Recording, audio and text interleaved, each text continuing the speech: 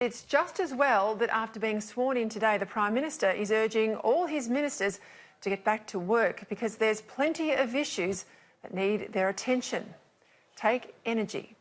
Over the past decade, power prices have doubled. Not that anyone watching this show tonight needs reminding, I'm sure. We've also seen gas prices for many industrial users more than triple. It's putting family budgets under strain and it's driving manufacturing jobs offshore. And it's all happening because we've been running the energy market in this country to reduce emissions rather than running the energy market to produce power, affordable and reliable power, the sort of power we used to have here in abundance but don't have any longer. Now, all of us want to do the right thing by the planet. It's the only one we've got, of course.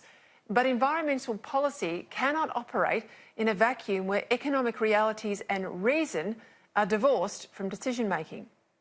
For far too long, ignorance and indeed hysteria have driven policy in the energy sector, and it's left us in the unenviable position where some of the loudest climate change zealots want Australia to lead the world down the path to deindustrialisation and fiscal poverty, when what we do here will make no impact at all on global emissions, and when the rest of the world is doing very little anyway. In this area, the first duty of government is to keep the lights on. The second duty of government is to make people's lives easier, not harder. And somewhere, way down the political batting order, comes reducing emissions, but not, repeat, not if it comes at the cost of our economic security. Because as I've said, for virtually no environmental gain, Australia impoverishing itself is madness. As we saw made clear today, along with the promised tax cuts, the first parliamentary priority for the newly sworn-in Morrison government will be the so-called big stick legislation on energy. It's designed to correct the market distortions caused by climate policy.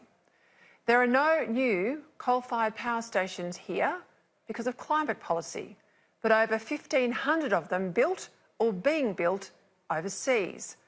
There's no new gas supplies here either because of the Lock the Gate movement.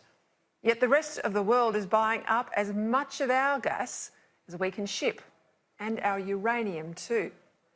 So when the rest of the world can fire their industries with our resources, grow their jobs, plus warm their homes too, and we can't use enough of our coal and gas here, it's clear we need to urgently correct the policy distortions. Now, fair enough, we can't entirely undo what's been done. If the subsidy given to renewables makes AGL want to replace reliable power from the Liddell power station with unreliable power from new wind and solar farms, the government has to find a way to keep Liddell open, if needs be, by making AGL sell it to someone who will.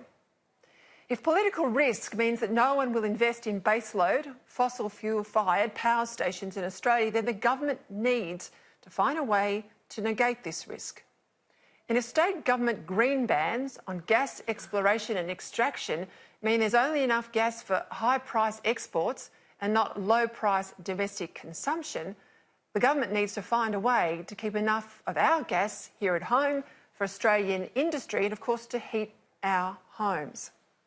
Above all, the government needs to be honest with the public. There is no painless way to reduce emissions. And here's the truth. Snowy 2.0 only stacks up economically if power prices remain high. If we want cheap and reliable power, we need to keep coal in our mix and do more to extract gas and keep it here at home. That's the truth. And if lowering emissions really are the end game, then the only feasible baseload solution for our country, as it is for much of Europe, is nuclear power. And that's the truth.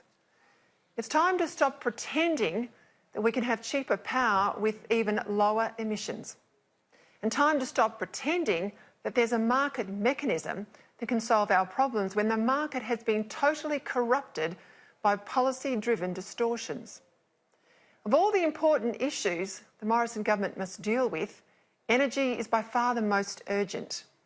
And to be fair, it's also the hardest. Now, it was good to see today, as the ministers were sworn in, that the energy portfolio stayed in the hands of Angus Taylor, one of the smartest MPs on the Coalition's front bench. He's going to need to use that keen mind over the next few months, a fair bit of backbone with his soft, moderate colleagues, and a strong arm with industry to fix this mess. For all our sakes and for Australia's economic future, we can't afford him to fail.